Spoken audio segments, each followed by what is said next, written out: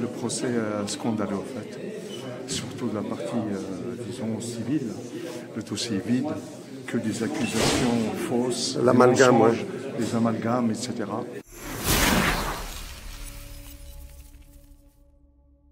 Et franchement, je suis musulman, hein. Je m'appelle Mohamed, je suis professeur et je travaille dans l'éducatif. À dire à mes élèves, soyez honnêtes. Là, je vois des magistrats qui sont malhonnêtes, qui inventent des choses qui n'existent pas en fait, qui font des erreurs, c'est-à-dire qui interprètent à leur façon alors qu'ils connaissent même pas le mot intifada. Oh. Et j'ai reconnu une certaine haine islamophobe profonde. Oui, c'est ça, il y avait des propos racistes, ouais. Propos racistes. Ouais. Et moi, franchement, ça m'a beaucoup touché. Et je me suis senti Ilyas aujourd'hui. Oh. Complètement Ilyas. Et la plaidoirie de maître Rafik Cheklat, surtout quand il a cité un... Tu veux pas me dire un petit mot là? Depuis tout à l'heure, tu voulais pas parler. Ah, c'est ton nom. On a parlé de toi aujourd'hui. Voilà. On a parlé de toi. J'aimerais juste savoir ton ressenti. On a parlé de toi. Je voulais juste savoir ton ressenti. Parce que moi, je vais te passer. Je vais te mettre dans ma vidéo. Donc, à la limite. Mais je dirais que tu n'as pas.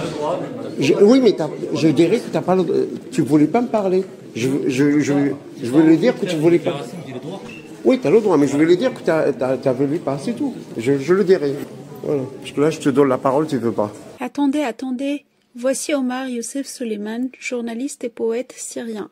Il a grandi au sein d'une famille salafiste avant de devenir un athée convaincu.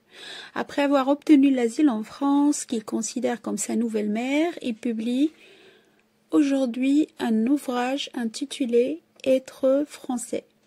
Il est régulièrement cité dans les médias mainstream, particulièrement ceux de l'extrême droite, en tant que référence.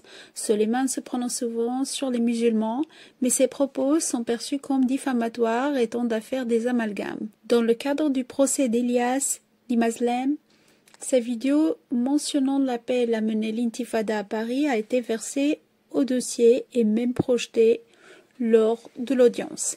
Avant cela, Omar Youssef Soleiman avait été sollicité pendant la garde à vue d'Ilyas pour donner son avis.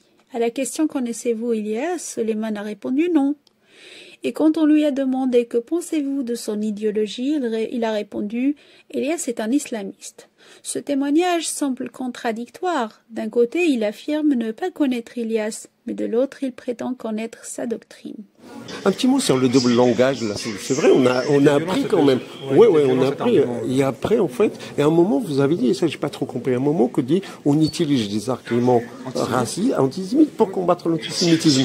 C'est un peu aberrant, parce que quand on accuse mon client de double langage, je rappelle juste que cet argument-là du double langage, il a été forgé contre les personnes juives. D'accord. Alors, on les accusait d'être fourbes, d'avoir un double langage, etc. Et c'est marrant, on reprend comme grand remplacement d'ailleurs des arguments qui avaient d'abord été forgés dans le contexte de l'antisémitisme européen. Je ne dis pas qu'il a disparu l'antisémitisme, mais dans les années 20, dans les années 30, on a forgé un certain nombre de concepts. Et là, on les utilise aujourd'hui contre la minorité musulmane. Et les propos racistes. En fait, ils ont dit que la preuve, ça c'est des affirmations, je ne vais pas commenter tout ce qu'ont dit mes confrères et mes consoeurs, mais c'est juste de dire le fait que ce soit un bon père de famille, c'est la preuve qu'il est dangereux. Voilà, avec des arguments comme ça, vous pouvez mettre en prison 99% des Français, hein, et des personnes, quelque confession que ce soit. Dire qu'une personne attache une grande importance à l'éducation de ses enfants, c'est la preuve de sa dangerosité. Vraiment, c'est le type d'argument qu'on ne devrait pas utiliser aujourd'hui en 2024. Une audience qui a permis d'éclairer les débats sur ce que c'est que l'intifada, c'est-à-dire une insurrection violente, une incitation à commettre des crimes, en l'occurrence dans un contexte de manifestation en lien avec la situation Israël-Hamas, à commettre des crimes sur les Français juifs.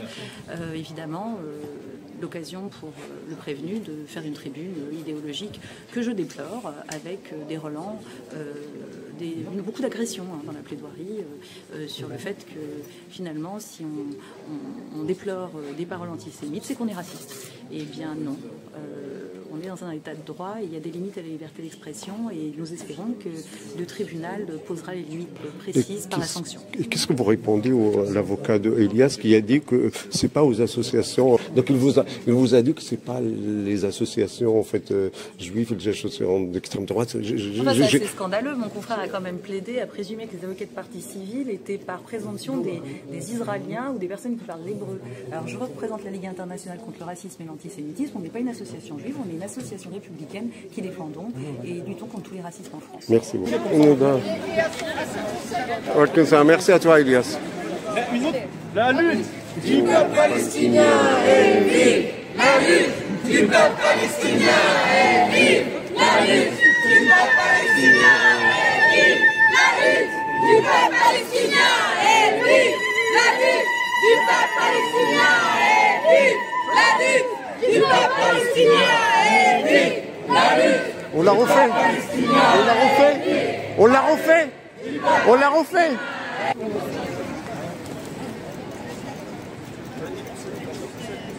Un sentiment.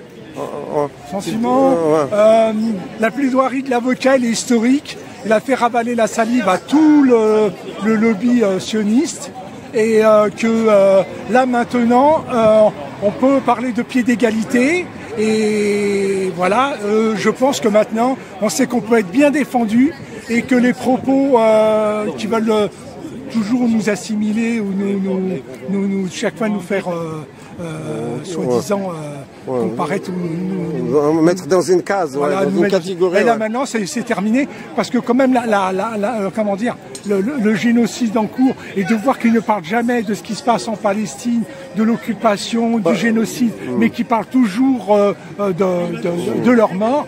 Là, fait montrer que, franchement... Et le fait que l'avocat, à la fin, là, qui continue à parler de 40 bébés brûlés et tout ça, tu vois, à un moment, il a un titre là, tu vois, à un moment qu'il commence à parler de 40 bébés, les femmes éventrées et tout ça, alors que même la presse israélienne a démontré que c'était... alors que le BBC a dit... Non, mais c'est pour ça que eux, non mais même, ils sont toujours... Même les mensonges, même là, ils leur font croire que c'est la vérité. Pour le dire que s'il y est un bon père de famille, demain, il va faire un attentat. Ça veut dire que c'était que des propos comme ça, c'est-à-dire du mensonge ou d'un truc qui est n'importe quoi, ils veulent en faire une vérité ou ils veulent en diaboliser la personne. Ils ont parlé que de Israël pendant un bon moment. Par contre, ils se disent tout le temps français, ils ont parlé que d'eux. Ils n'ont pas parlé vraiment des Français, de ce qui se passe en France. Non. Et par contre, voilà, c'est toujours comme ça. Eux, ils ont le droit. Mais quand quelqu'un, s'il a une origine algérienne, tout de suite, elle va être tout de suite dit plusieurs fois. Pour dire, voilà, on en soupçonne ses origines. Qu'est-ce que tu penses de l'affaire Samuel Paty? Non, mais en fait, lui ont posé cette question. Oui, je sais. Quel rapport avec... c'est bon. Ils veulent lui faire dire des choses comme ça, qui vont les sortir du contexte pour dire, regardez, lui, qu'est-ce qu'il dit là? Ça veut dire que il dit pareil pour autre chose. Donc, ils essayent c'est pour ça qu'ils essayaient de dire, oui, qu'est-ce que vous pensez d'Israël ou de ça, pour qu'ils disent des mots qu'après, ils vont l'utiliser. Quand lui, là, par exemple, il a utilisé le mot en disant, oui, moi, j'ai un média. Eux, après, tout de suite, qu'est-ce qu'ils ont dit? Ils ont dit, il faut l'interdire. Il faut l'interdire. Il a demandé l'interdiction carrément. C'est incroyable. Ils essaient après de voir comment ils vont utiliser ce qu'il va dire. Donc, les questions, c'est des questions pièges. Dans le sens que si tu formules rien, ils vont reprendre, ils vont te sortir des mots ou des phrases de leur contexte.